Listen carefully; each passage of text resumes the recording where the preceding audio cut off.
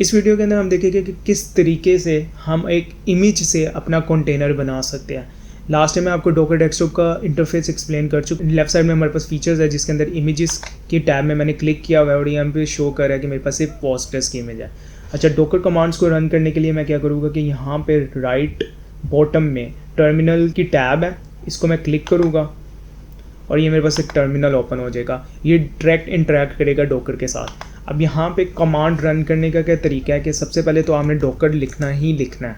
Docker के बाद आप लिखते हो पेरेंट कमांड। पेरेंट कमांड में मैं चाह रहा हूँ कि मैं कंटेनर बनाऊँ, तो कंटेनर लिख दिया। उसके बाद आ जाती है चाइल्ड कमांड। डॉकर के बाद पेरेंट कमांड, फिर चाइल्ड कमांड, उसके बाद चाइल्ड कमांड आ जाएगी ls। यहाँ पे चाइल्ड कमांड के तौर पे मैंने लिख दिया ls। इस कमांड का मतलब यह है कि मुझे तमाम कंटेनर्स शो कर दो। जब मैंने इसको क्लिक किया है तो इसने मुझे अब कंटेनर्स ये दिखाएगा। अब वो दिखा रहा है कि मेरे पास कोई कंटेनर नहीं है। अच्छा, ये रनिंग कंटेनर्स को दिखाता है ये कमांड। अब मैं चाहता हूँ कि स्टॉप्ड कंटेनर भी देख सकूँ, तो मैं ls-a कर दूँगा कि जो चल रहे हैं और जो नहीं चल रहे वो भी। अब यहाँ पे आप देख सकते हैं कि इसने मुझे 2 कंटेनर्स दिखाया है और वो ये दिखा रहा है कि ये स्टॉप्ड है। अब कंटेनर्स देखते हैं हम, ये दोनों स्टॉप्ड है। यहाँ पे मुझे प्ले का ऑप्शन मिल रहा है, इसका मतलब ये दोनों स्टॉप्ड है। तो यहाँ पे 2 कंटेनर्स हैं, उनके नाम भी आ रहे हैं। ये बेसिकली उसका आईडी है और यहाँ से कंटेनर आईडी ये है पहले का, दूसरे का 955 है और यहाँ पे भी 955 है। इस तरीके से मैं इमेजेस भी देख सकता हूँ। इमेजेस देखने के लिए मैं कमांड में क्या लिखूँगा, सबसे पहले वही कमांड डॉकर आएगा, उसके बाद हम पेरेंट कमांड लिखेंगे इमेज और उसके बाद चाइल्ड कमांड लिख देंगे ls। अब ये मुझे तमाम इमेजेस दिखा देगा। अब ये देख सकते हैं आपके यहाँ पे उसने मुझे दिखाया कि पोस्टग्रेस का लेटेस्ट वेरिएंट है। लेटेस्ट यहाँ पे आप वर्जन भी दिखा सकते हो। अगर आपने लेटेस्ट फॉर एग्जांपल 5 वेरिएंट चल रहा है तो यहाँ पे आप लेटेस्ट तो लिख दोगे, उसके 5 ही फैच करेगा। लेकिन अगर आपने 4 करना है और 4 का वेरिएंट करना है तो आप 4.something लिख दोगे, 4.00 लिख दोगे, तो वो उस वाला वेरिएंट वाला एक स्पेसिफिक वेरिएंट वाली इमेज डाउनलोड कर लेगा।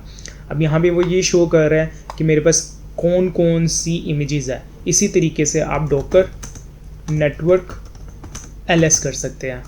नेटवर्क की स्पेलिंग मैंने गलत लिख दिया, ls कर सकते हैं इस तरीके से। अब ये मुझे तमाम नेटवर्क शो कर रहा है। ये बाय डिफ़ॉल्ट बने हुए हैं, इसको भी हम लोग फर्दर एक्सप्लोर करेंगे। अभी मैंने आपको चाइल्ड कमांड्स और पेरेंट कमांड्स दिखाया है, लेकिन ये चंद कमांड्स मैंने दिखाई है। किस तरीके से पता लगेगा कि हमारे पास कौन कौन सी कमांड है, तो उसके लिए आपके पास एक कमांड होती है डॉकर -help। ये एक लिस्ट ऑफ कमांड्स दिखा देगा जिससे हमें पता लग जाएगा चाइल्ड कमांड कौन सी है, पेरेंट कमांड कौन सी है। अच्छा, कॉमन कमांड्स को हम लोग चाइल्ड कमांड्स कह रहे होते हैं और मैनेजमेंट कमांड्स को हम लोग कह रहे होते हैं पेरेंट कमांड। मैं आपको दिखा भी देता हूँ, ये कमांड्स की लिस्ट आ चुकी है हमारे पास। इसके अंदर जो कॉमन कमांड्स होती है, जैसे कि मैंने ls दिखाई, यहाँ पे रन है, ps है, एग्जीक्यूट है।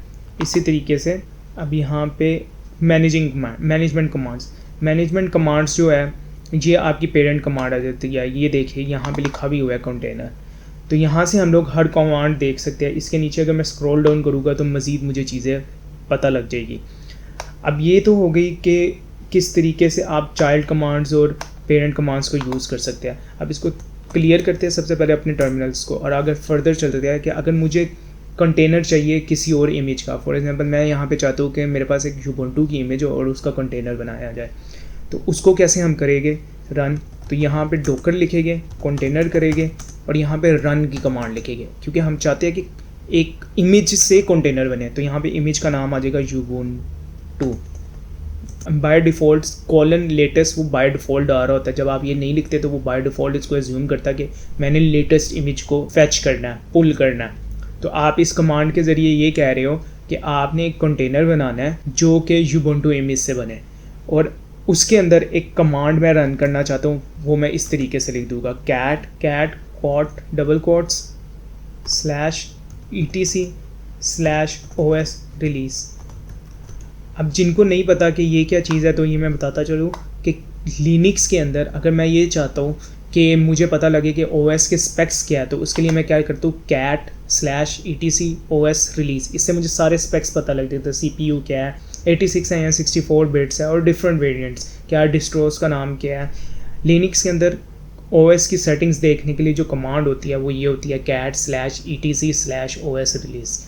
अब ये ubuntu क्योंकि लिनक्स का ही डिस्ट्रोस है तो इसलिए ये उसके अंदर रन कर जाएगी। अब ये कमांड क्या करेगी कि Ubuntu की इमेज से कंटेनर बनाएगी और उसके अंदर एक कमांड रन कर देगी cat etc os release की। अब ये कह रहा है कि unable to find image Ubuntu। अब इसमें हो क्या रहा है, इसमें समझने वाली बात यह है कि वो सबसे पहले आपके ऑपरेटिंग सिस्टम के अंदर चेक करता है कि क्या मेरे पास Ubuntu की इमेज पड़ी हुई है। अगर उसको लोकली नहीं मिलेगी तो वो hub.docker.com में जाएगा और वहाँ से इमेज को पुल कर लेगा और आपके पास इंस्टॉल कर देगा। अब ये तकरीबन 2 मिनट लगेंगे, ये जैसे डाउनलोड होती है मैं आपको फर्दर एक्सप्लेन करता हूँ। अब आप देख सकते हैं कि इमेज जो है वो डाउनलोड हो चुकी है। हुआ क्या था कि उसने पहले लोकली चेक किया कि क्या मेरे पास कोई इमेज है, उसको इमेज नहीं मिली तो उसने डॉकर हब की रजिस्ट्री से इमेज को डाउनलोड किया और अपनी कमांड जो लिखी हुई थी मैंने कैट की उसको रन किया और वो कंटेनर जो है वो एग्जिट कर गया। अब आप यहाँ पे देख भी सकते हैं कि मेरे पास यहाँ पे Ubuntu की इमेज भी शो हो रही है। अगर मैं अब कंटेनर्स में जाऊँ तो आपको यहाँ पे कंटेनर्स भी दिखेंगे। यहाँ पे अब पहले मेरे 2 कंटेनर्स पहले से थे, ये तीसरा कंटेनर बना है। इसने बाय डिफ़ॉल्ट कुछ भी ये नाम रख देता है, डिफरेंट नाम रखता है, रैंडम नेम रखता है। तो अब हम चेक कैसे कर सकते हैं इसको, डॉकर कंटेनर ls जब मैं ये लिखूँगा तो अब वो मुझे दिखा रहा है कि कौन कौन सा कंटेनर चल रहा है। इनमें से कोई कंटेनर नहीं चल रहा। अब मैं चाहता हूँ कि मुझे ये वो भी कंटेनर्स दिखाए जो ना भी चल रहे हो, चल भी रहे हो ना भी चल रहे हो। उसके लिए कमांड क्या होती है, ls-a-a। अब यहाँ पे ये देख सकते हैं आप, ये मेरे पास Ubuntu की इमेज थी, उससे एक कंटेनर बना है, उसका ये आईडी है, यहाँ पे आप वेरीफाई भी कर सकते हैं। उसके अंदर कमांड चली है cat os इस नाम की अबाउट अ मिनट अगो और वो एग्ज़िट कर गई है। अब हम क्या करते हैं कि हम कोशिश करते हैं कि थोड़ी देर के लिए ना कंटेनर को चला के रखते हैं। उसके लिए मैं क्या करता हूँ, डॉकर कंटेनर रन और यहाँ पे मैं Ubuntu लिख देता हूँ इमेज नेम और इसके अंदर कमांड रख देता हूँ sleep 30 सॉरी। अब यह क्या कह रहा है कि Ubuntu की इमेज से कंटेनर बनाओ और उसके अंदर, सॉरी कंटेनर की स्पेलिंग गलत है, CONTAINER, कंटेनर Ubuntu की इमेज से कंटेनर बनाओ और उसके अंदर कमांड रन कर दो sleep 30। अब हम इसको वेरीफाई कर देंगे। लास्ट टाइम मैंने जब डॉकर कंटेनर ls चलाया तो उसने मुझे कुछ भी नहीं शो किया क्योंकि वो कमांड एग्ज़िट कर गई हुई थी। अब यहाँ मैं आपको ये दिखाना चाह रहा हूँ कि थोड़ी देर के लिए कमांड चलती है फिर वो एग्ज़िट कर जाती है, तो तब तक के लिए कंटेनर चल रहा होता है फिर एग्ज़िट कर देता है। और इससे हमें ये भी पता लगता है कि कंटेनर कितना फास्टली बनता है और कमांड को एग्जीक्यूट कर देता है। ये देखें,